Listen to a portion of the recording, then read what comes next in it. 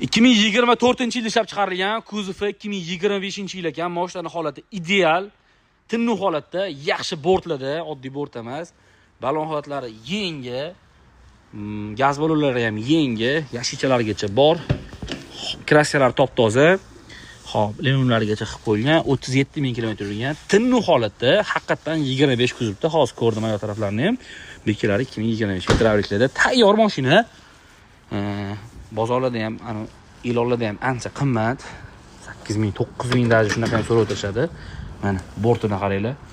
Qalinligi ham chotki, oddiy qalinlikda emas, tinnu holatda. Teglarigacha fanellardan tashab, chotki qilib qo'yishgan, yaxshi bortida, eshikli bortida. 3-eshiklarigacha bor. Vashim zo'r, anaqa joylargacha qo'yib qo'yganlargacha bor. Uncha-muncha bortida bunaqa bo'lmaydi, kamdan kam holat.